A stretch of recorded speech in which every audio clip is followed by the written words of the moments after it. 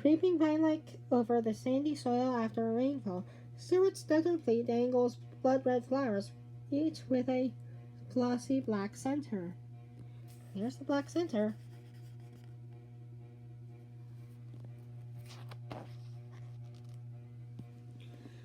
Resurgent after rain, a slender petalus grows after a first delicate bloom and tiny new leaves. That. The fragile stalks of a paraquila spring up in exuberant growth amid the apparent infertility of the center's parched red sand. See that? Drawing upon hidden supplies of water, a field of round-leafed paraquila transforms the desert with its harvest purple blossoms and all these purple flowers.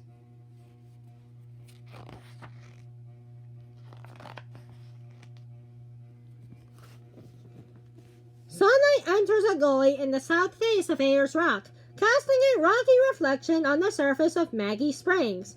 The pool is filled by water that cascades from the top of the rock after storms, the sheer walls shading Maggie Springs on three sides, ensure the evaporation occurs slowly, making it one of the most reliable of Ayers Rock's 11 water holes. See that? That's rocky.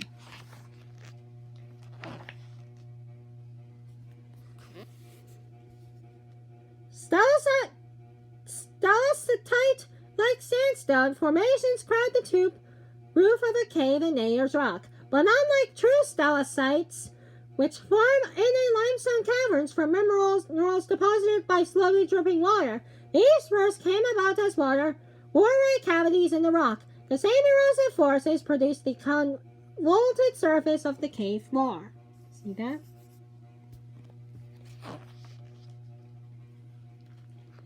A male Australian bustard appears above the grass of an outback plain.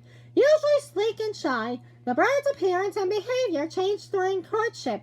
Then, puffing up its feathers and arching its neck backward to touch its raised fan-like tail, it struts about in the open. As part of the courtship ritual, it breaks its normal silence by emitting a booming call. Here he is. This is an Australian bustard.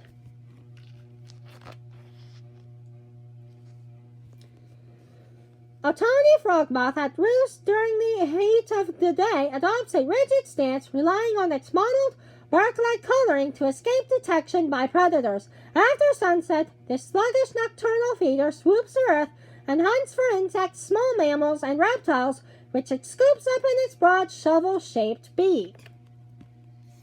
This is a tawny frog moth. And this is its beak it uses.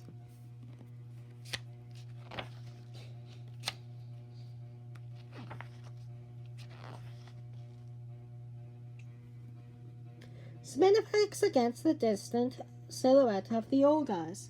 See? Desert Gravella.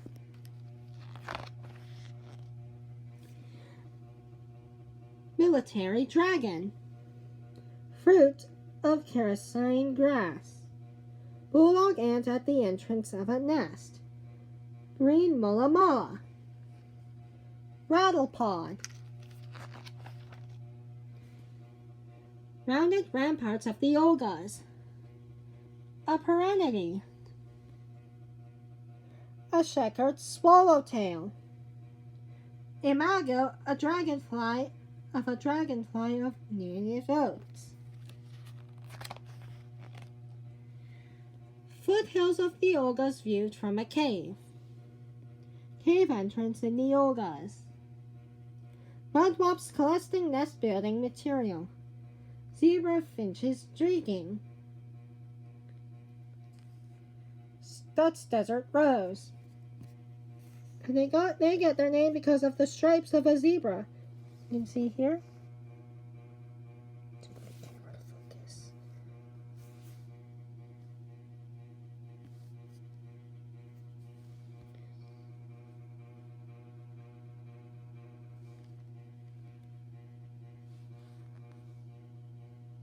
See that?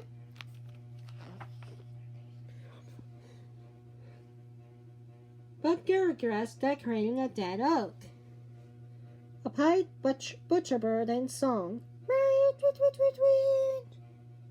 Indian sundew and victim.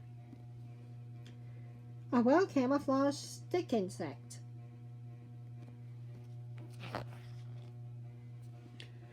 Woolly wagtail girding nest. The Valley of the Winds protected by the encircling Olgas.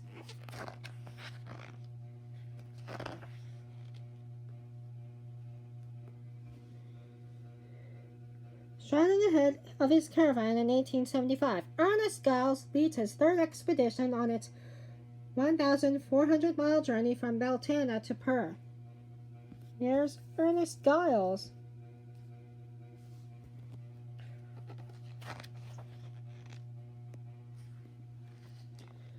The map routes taken by the Outback explorers discussed in this book are traced on the map at left. The men were tough and adventurous pioneers who, in spite of appalling hardships, opened up the interior of the continent while searching for new stock routes, arable lands, a mythical inland freshwater sea, and fame. And there's the map.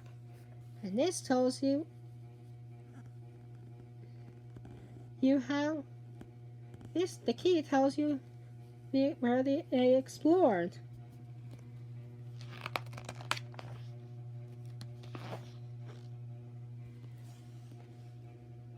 At the end of his strength, after trekking 700 miles west along the south coast in 1841, Edward Eyre reached sailors who had seen his signals for help from their anchored